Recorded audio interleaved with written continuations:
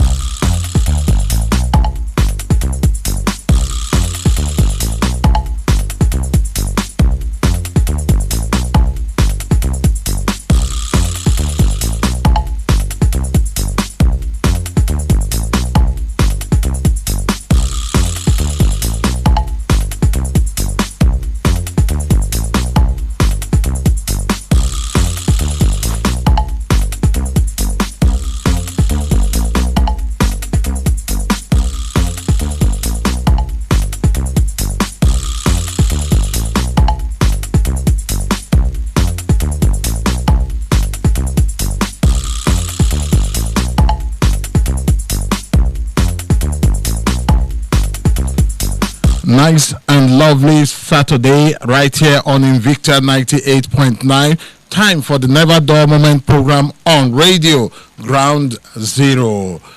Beautiful people, you're welcome to the program. Today on the program Ground Zero, we shall be looking at some of these very, very interesting topics. I'll just give you the snippets, tell you how you can be a part of the program. Then we get to meet the guest that I have with me in the studio today.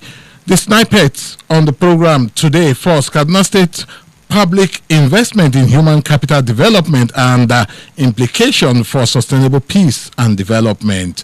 And the second snippet is Kaduna State 2021 approved budget. What are our expectations? Okay, on Ground Zero today, that's what we'll be looking at. And remember that you can be a part of the program by going to our various social media handles, starting from Facebook, that's Invicta FM Kaduna is the Facebook handle of Invicta FM. You'll see the post there. Add your voice to the conversation and let's talk. You can also go to Twitter at Invicta FM 989 at Invicta FM 989, where you would also see the post in respect of this program. But for the program specific Twitter handle, that's a Ground Zero handle. You have to go to Ground Zero 247, Ground Zero 247, where for 247 we would keep the conversation going.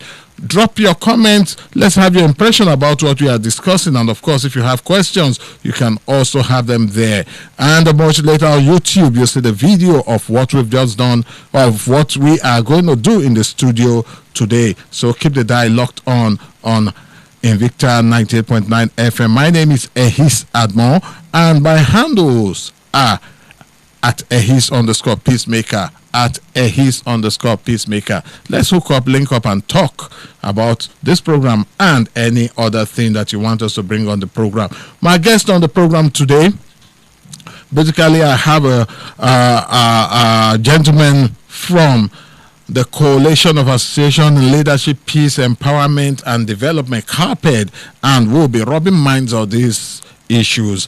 I have Yusuf Goje. Yusuf Goje, you are welcome to Ground Zero. Yusuf, how are you? Good evening, Mr. His. Good evening to our listeners. All right. I also have with me in the studio Stephen Wires.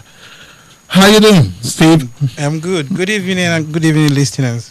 I also have with me in the studio Danjuma Abbas Dangwa. How you doing, Danjuma? Thank you so much. Good evening and good evening to the listening public. All right. I'm sure that if you speak a little bit up, we can hear it. I know the face mask is muffling your voice. This regulation. Yes, it's very important. It's very important that we observe it. Yes, it is. It is. So very good evening to the listeners out there. All right. Okay, so let's go have a little bit of what we'll be discussing, just to give you some background on this, and we'll take it from there. We'll start first with the second snippet, which is the Kaduna State government that has maintained its consistency of passing budget before the 1st of January annually. The budget, which is coming after the country and the state was hit by a public health and economic crisis as a result of the COVID-19, should be of interest to everyone, including you. The budget, which is also titled Budget of Recovery, has a total of 246,667,587,219 naira 7 kobo, with recurrent expenditure of 82,557,386,938 naira 30 kobo, and capital expenditure of 164,610,200,280 naira 77 kobo. What expectations should residents of Kaduna State be expecting is the focus of our discussion in respect of the budget, and in respect of the investment in human capital development. You'd also, the Kaduna State government in its State Development Plan SPD 2016 to 2020 had envisaged by 2020 all citizens should have access to quality health care and education. In addition, become a destination for business investment and food basket for northern Nigeria. To achieve this, the government had committed on average to generate an estimated 124 billion naira as revenue per annum, expend 638.7 billion naira, and targeted to attract investment worth 800 billion naira through public-private partnership. Have this ambitious target been successfully achieved?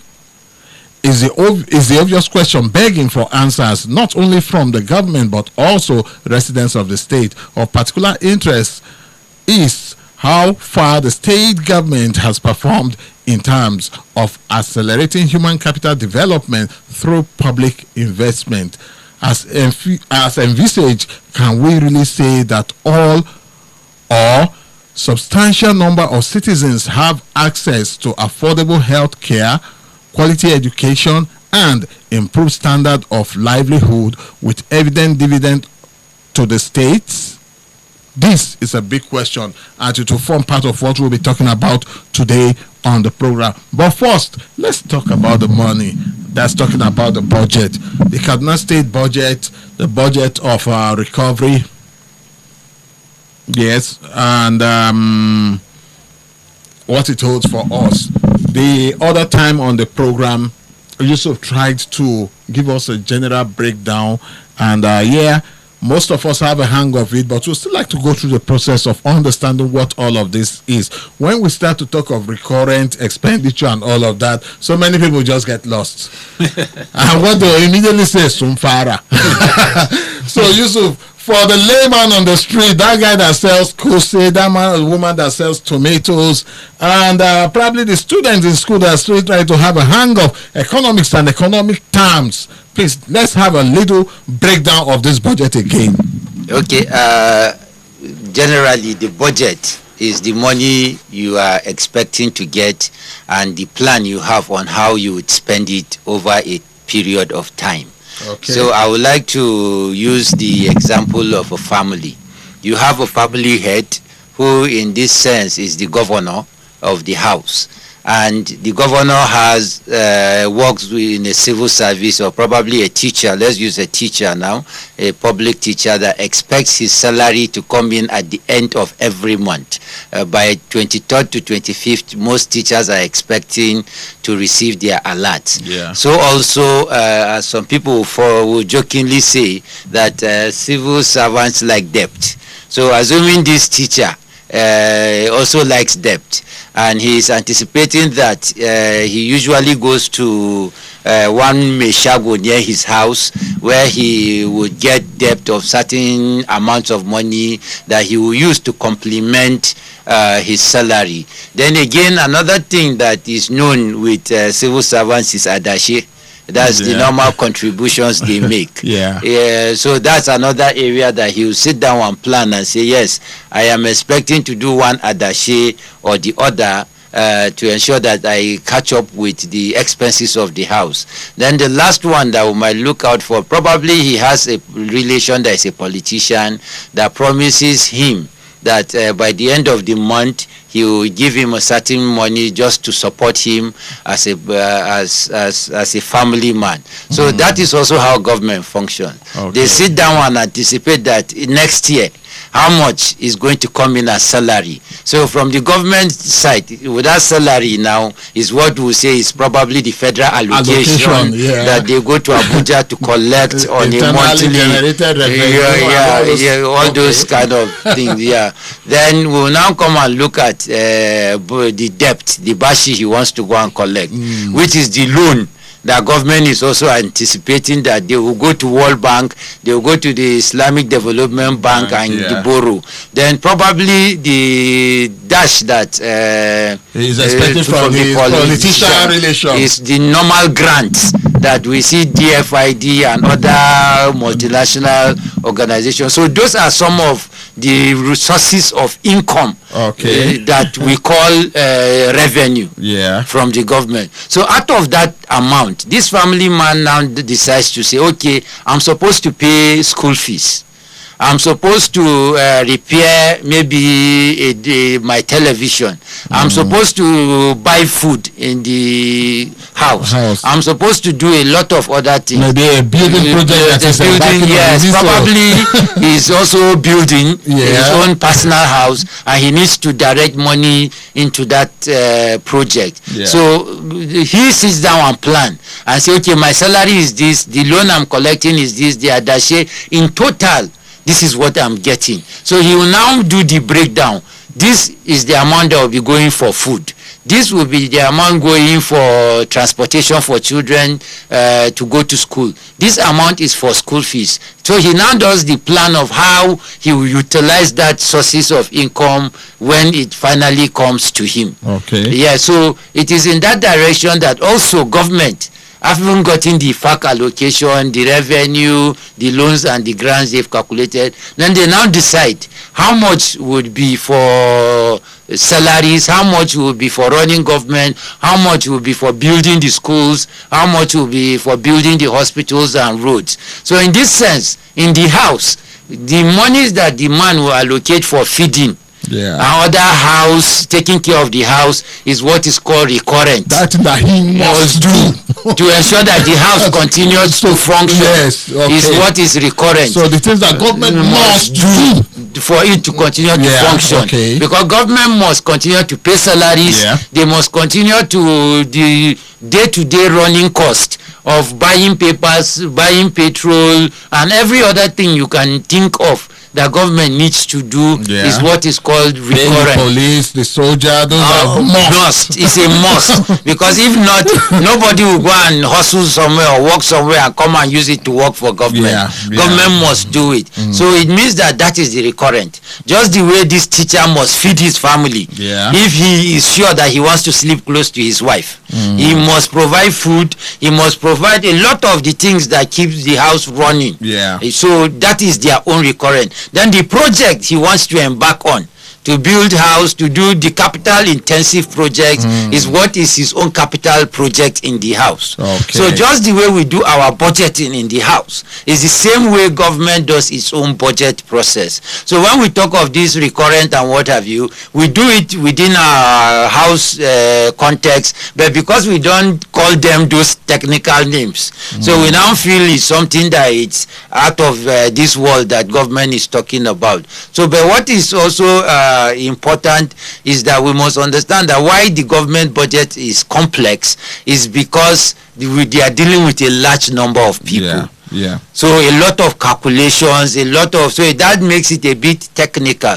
But we must understand that just assume that this teacher doesn't get his salary at the end of the month, that the man that promised him debt to dash him money finally says, please, I had an emergency, I can't give you this month. You have to wait till another month. Then the adache, something happened and people could not contribute and he did not get his adache. What happens to his plan? In jeopardy. So also government, when we talk about budget, it is not as if the money is in the it's already there to be spent. It is expected just the way you expect your salary, you expect to chop the debt and what have you. Sorry for using chop the debt. I'm just using the language that the man on the street will understand. So these are critical things that we must understand about the budget. And Sir Eddie is not here. He always reminds us that the budget is the second most important document after the 1999 Constitution, and which is very true, because regardless of the law, regardless of the plans, regardless of the policies, regardless of the projects that government have said they will do, once the money is not there, it is just ink on paper and plenty talk, and that will not put food on people's table, that will not provide health services, that will not provide educational services. So we must pay attention to revenue, because without the revenue that government generates, budget is just ink on paper, numbers and words. Okay, now still staying with you, when we talk about recurrent expenditure and capital expenditure, and I often hear people say that the recurrent is taking, for example, now Nigeria situation where we have huge recurrent expenditure. How does this impact on development generally when we have a very huge recurrent expenditure and the capital expenditure? Though here we have a capital expenditure of 164.6 billion and recurrent of 82.05 billion. Now about half of the capital is a recurrent for this year. Now I often hear people talking about juggling all of this, how it translates to development and growth and development in the country. This budget, what does it say at a glance to you? One thing that Kaduna State government has stood out in since 2016 that they developed the state development plan is to maintain a 60-40 ratio in favor of capital budget. So to break it down, it means that in the budget, monies will be allocated more to building roads, building hospitals, building schools, and every other thing that affects people directly, compared to paying salaries, allowances, and going for conferences, and all the other things that constitute the recurrent budget. So it means that if your recurrent budget is higher than your capital budget, it means you're running a country where all the citizens are working to feed those in government. Instead of those in government should work towards feeding those in the larger society. So it means that people in government, usually who are not more than 1% of the population of the state or of the federal government, should not be getting more than the totality of the people that we have. And that is a problem that is presently bedeviling the federal government, where we have very huge recurrent expenditure that is more than capital expenditure that directly affects you and I. But the only difference that we don't feel the impact is that a lot of families still depend on civil servants. There's a lot of chain of dependency around civil servants. So when civil servants earn, it trickles down. That's why probably people might not complain much. But it affects infrastructural development. It affects investment in human capital development when there is not enough money to carry out those interventions that are supposed to be carried out, because majority of the monies that are coming in is ended up either allocated to paying salary, which is a must that government must do, but overheads, which becomes a problem, where you see refreshment and meals taking hundreds of millions, where you see training overseas, local trainings taking multi-millions of naira that should be directed at adding value to the people directly. So but for Kaduna State, we've seen a situation where over the years, we've seen that about between 30 to 40% is what informs the recurrent budget, while between 60 and 70% is what informs the capital budget. But the question that we ask is that the budget is just an estimate. It's just an expectation. It's not cast on road. It's not cast on road. So what do you need to interrogate deeper is performance and actual, in terms of actuals, and in terms of also cash backing, and in terms of the quality of services being delivered.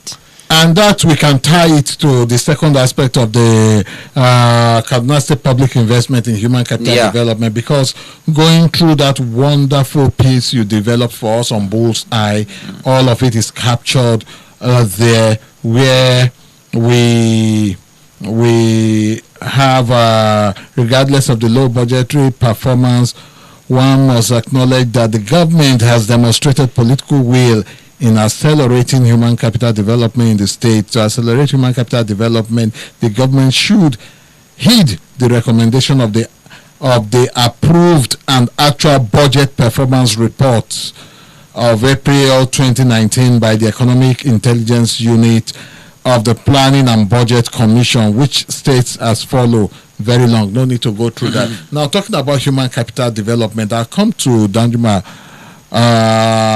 We know that when we talk about human capital development, the first things that come to our mind is healthcare and education, quality healthcare and education. And from this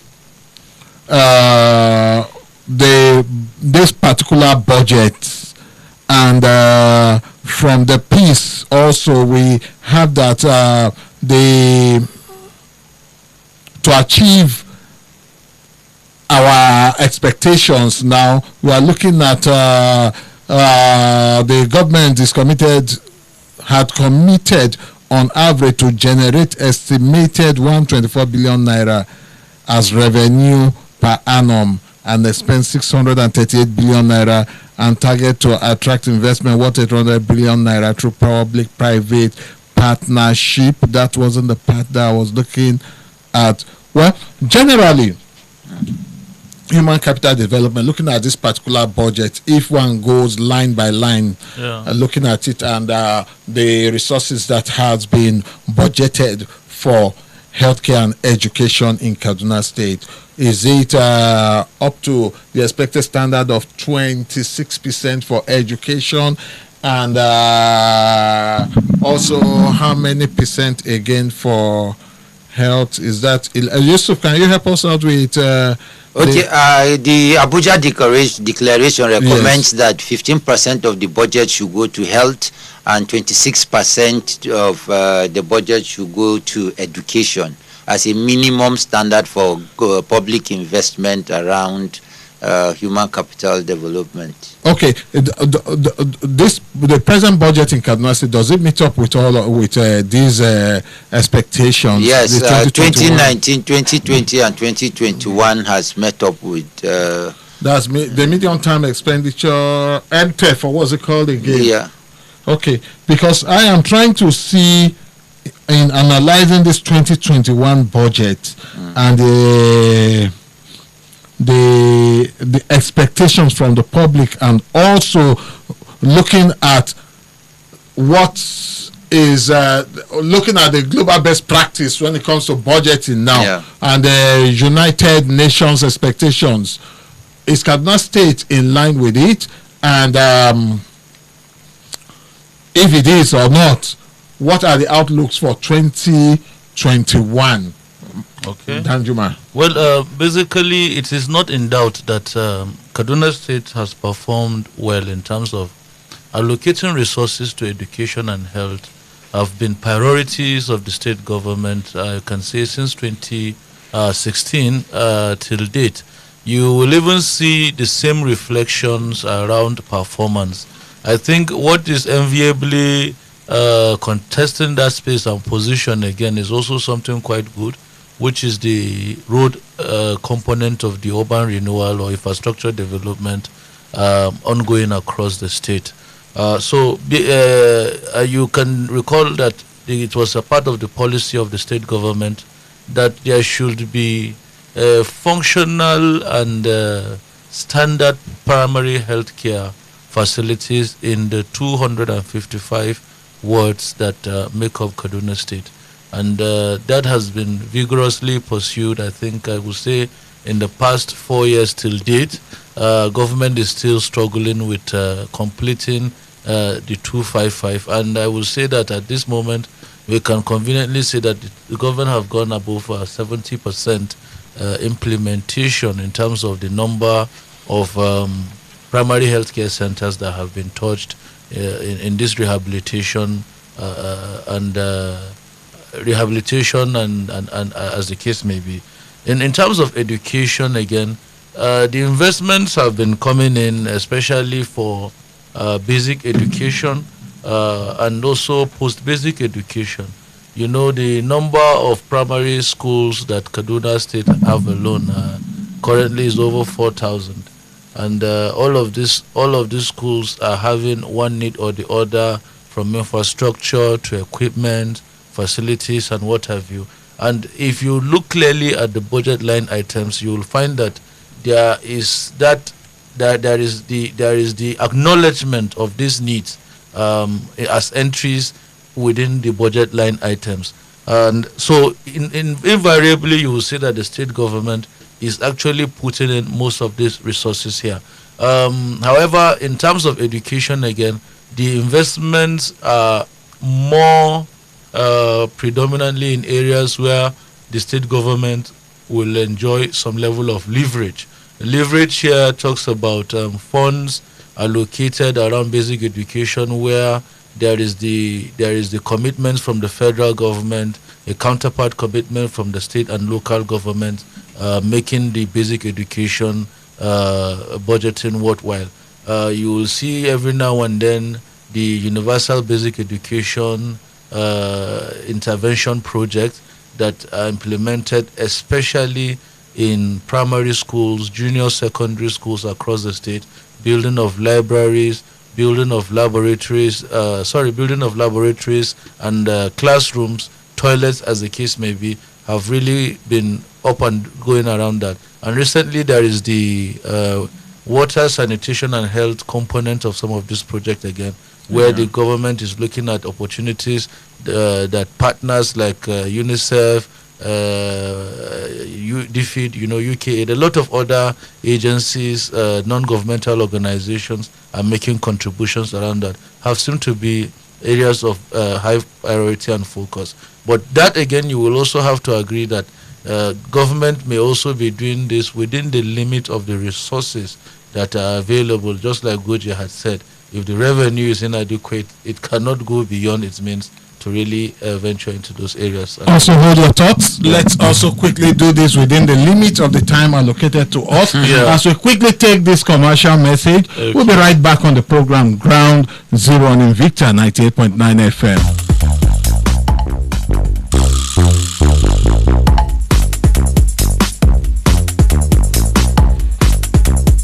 All right.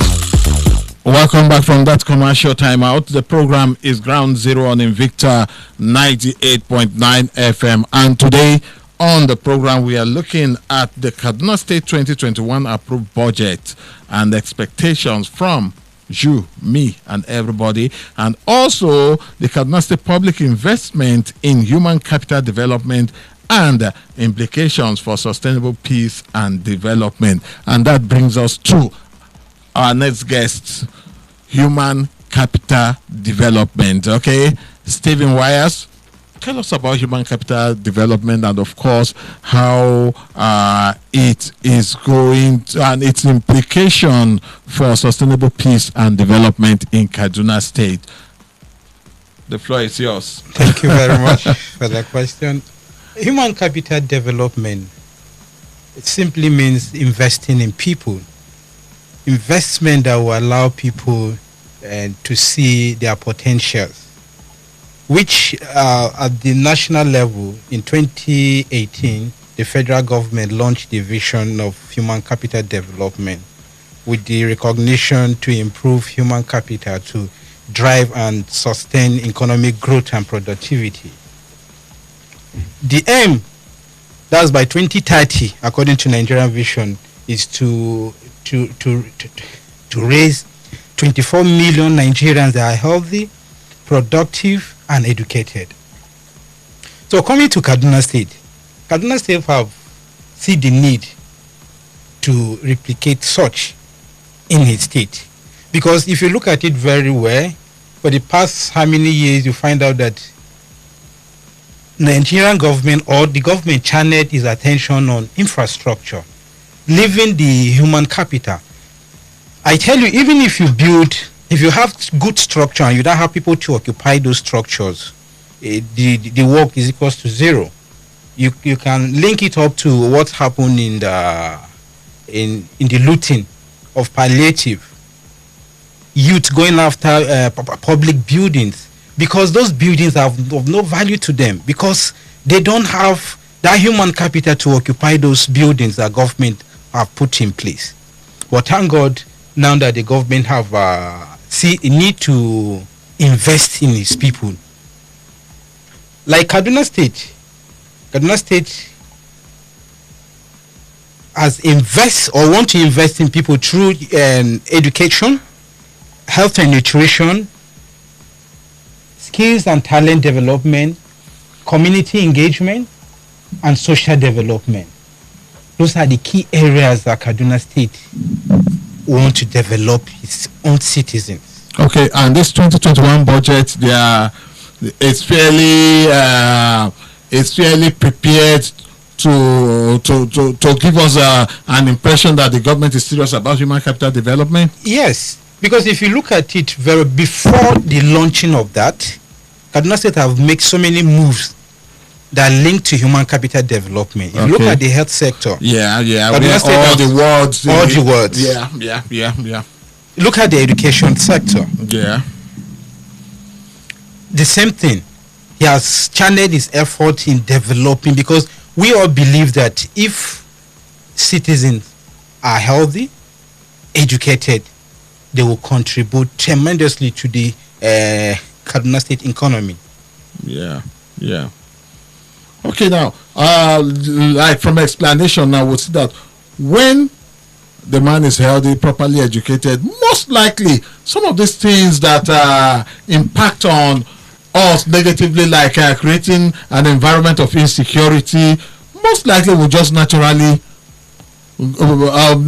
fade away, because a properly educated and engaged person, a healthy, properly educated person, most likely will not be a layabout, most likely will not necessarily wait for government to get a job for him, most likely will not join those people that looted palliative. That's a properly, well, of course we had some people, educated people there, but a properly educated person may not necessarily want to be part of that crowd. Well, still coming back to our expectations now, and of course looking at the budget for some time, has a state government been able to meet their expectations of the people, or their targeted expectations when it comes to budget performance? I'll come to Yusuf in respect of this now. Okay, the budget is a means to an end. Yeah. And the end is the result that we want to achieve, which is captured in the State Development Plan. Yeah. The first one just ended December, which is 2016 to 2020. So, and the normal standard is that the government is supposed to make public the state implementation plan performance annual review report. They are supposed to provide the SDP, the State Development Plan performance report again, those two critical reports. But till now, we are yet to see those reports made public, because it is in those reports that we'll actually see whether the budget really delivered on what the main goal is, the outcome, that why the government is in power. For example, to reduce maternal mortality rate, to reduce illiteracy, to increase livelihood and what have you. But what we can use to give us an idea of whether government has performed or not is just to do a review of the budget performances over the past few years. Yes, and I will just give a few examples from 2017, 2018, 2019, and 2020, so that we'll leave the listeners to judge by themselves whether government has performed. But what will give us an accurate data is when we see those implementation reports of the State Development Plan and the Sector Implementation Plan. So in 2017, according to the annual budget implementation report, 49.3 billion was allocated to the education ministry sector, as capital expenditure. Out of that, only 12.5 billion was actually released, which is 25% performance. Yes. Then similarly in the health sector, about 10.5 billion naira was budgeted, out of which only 4.5 was actually released, which is a 43.29%. So we are yet to hit the 50% performance mark in that in 2017.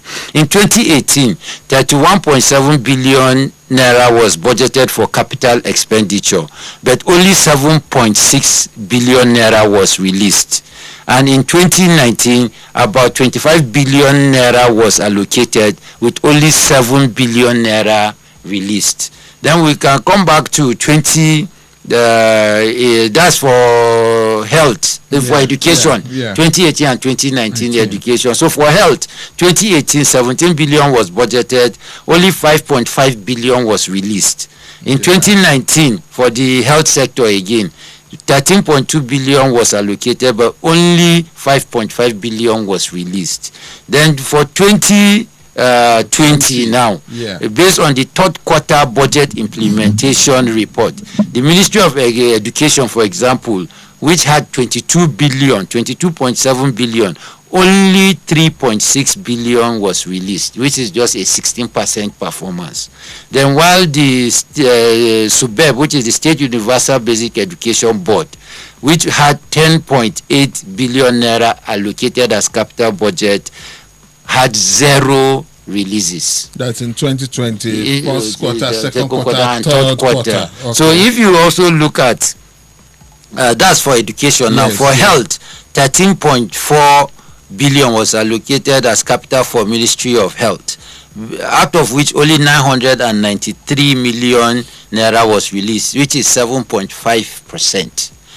Also, in the Primary Healthcare Development Agency, which had 9.5 billion naira as capital expenditure, only 170 million was released, which is 1.75% in terms of performance. Wow. Then in the third quarter, both health and education got 0 releases. So this is not information that I have manufactured. It is on the government website.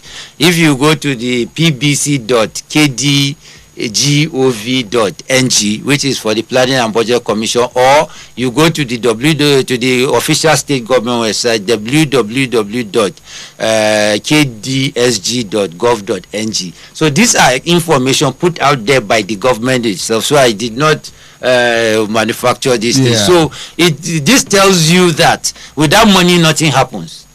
So it means that from the performance in terms of releases, and what we have also discovered in Kaduna State is that releases does not equate cash backing.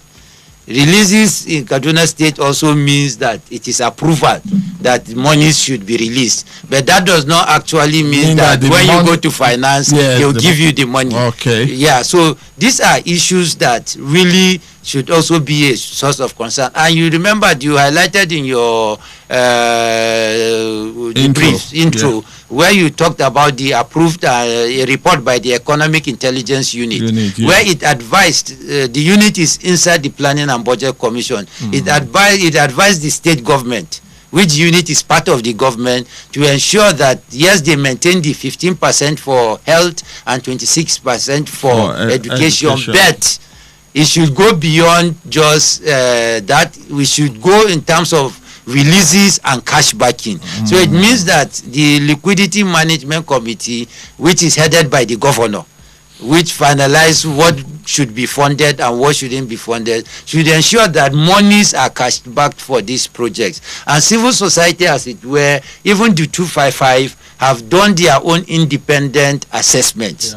While a lot of progress have been made, we cannot deny, but there are still issues around the 255 that we need to see the government completes them to the standard. Because there is a standard, minimum standard that should be met. There is a checklist, and even in some projects that were completed, there were places that were seen that some things were not really delivered on. We also have issues of staffing and what have you. So it goes just beyond celebrating allocations or saying we have done this, we have done that. It is also looking at the facts as they speak to reality, even from the government part. But that does not also mean that it belittles the effort in certain areas that we also must recognize that government is demonstrating political will to deliver on. But it still boils down to the fact that where your money is where your mouth is. Where your mouth is where your money is, or where your money is where your mouth is. I'm confused because what we have seen is that within 2020 we have seen that infrastructure development, Cadra, probably, and a lot of the other platforms, their budget have gone beyond what was even budgeted for in terms of for performance. So it means that government's priorities in infrastructure, because it is budget performance that will show you where government is pushing the money. And we have seen the money go towards roads and what have you. Then we have also not seen commensurate commitment around this health investment in health, education, then even in the business labor force participation, for example. Agricultural sector is also lacking behind, to be frank, because if you look at it totally, the running of our agricultural sector is presently dependent on donor support. If you look at the about 10 billion naira support in the 2021 budget, you find out that about 7.5 is the appeals program, which is the World Bank program. There's another 2.something% that is from the CARES program. So if you look at what another World Bank program. So if you look at directly what government puts into the sector, you find out that it's not up to it's negligible. It will be around 1 or 2% of the total monies invested in agriculture. And don't forget, agriculture is the biggest contributor to our GDP in the state, our gross domestic product. It's shuffling between 36, 37 and 38%. Then it is also the highest employer of labor in the state, around 42%. So that is only makes sense. Contribution to nutrition. Contribution to nutrition and what have you. So maybe I'll just stop here so that my colleague. Martins, if you'd add 1 or 2 things before we start to take the call. Well, I wanted to add here again that even in the performance of the budget, you will see that the government is not really maintaining that 60-30 or 60-40 or 70-30 recurrent to expenditure in actuals, because what we have seen there is that the government seems to have prioritized more the recurrent expenditure as against the capital expenditure, even when there is evidence of seemingly, can I say, surplus or the availability of funds in government coffers to actually do more. The prioritization has consistently been more on recurrent than on the capital expenditure, and overall it just reduces that commitment that government has made to concentrating more on being capital on running capital priorities in the fiscal plan as against the recurrent. All right. It's Ground Zero on Invicta 98.9 FM, 081 40,989 and 07087800989 are the numbers to dial, or you go to the Invicta FM Kaduna Facebook page, Invicta FM Kaduna, and add your comments and join our conversation. These are lovely Saturday evening. We are talking about the Kaduna State public investment in human capital development and implication for sustainable peace and development. We have our first caller here. Hello, good evening, welcome to Ground Zero. Hello, good morning, all the guests and his. Good morning, sir. Good evening, Comrade Gabriel. Yes, sir. Sir, what I wanted to say is that in fact, your analysts, they have said it all. But why is it that emphasis is not placed on industries? That's my area of concern. And then if you go to health section, for example, recently I was at Sabo General Hospital. In fact, even the plaster to put place on somebody's needle will pay for it. Everything there is being paid except the money they collect from us. So I don't know whether it's not part of in the budget, or maybe the money is not reaching them. So, sir, my emphasis is, as somebody who worked in Texas for quite a long time, why is that the government does not want to create jobs? We only emphasize on road development and other, which is very, very good. The state government is done perfectly well. But my own concern is that let the analysts touch on that. We want more industry so that people will be taken off the streets from doing bad things. Thank you. All right, thank you so much, Comrade Gabriel, for your contribution. 081 40,989 is the number to dial. We have another caller here. Hello, good evening. Welcome to Ground Zero. Good evening, sir. Good evening. You're welcome to the program. What's your name and where are you calling us from? Okay, my name is Buba Umar. All right, Buba Umar, you're welcome to the program. Yeah, sir. Now, when we say budget, now, how can we rate our Kaduna State budget as at now? Is it theoretically or practical budget?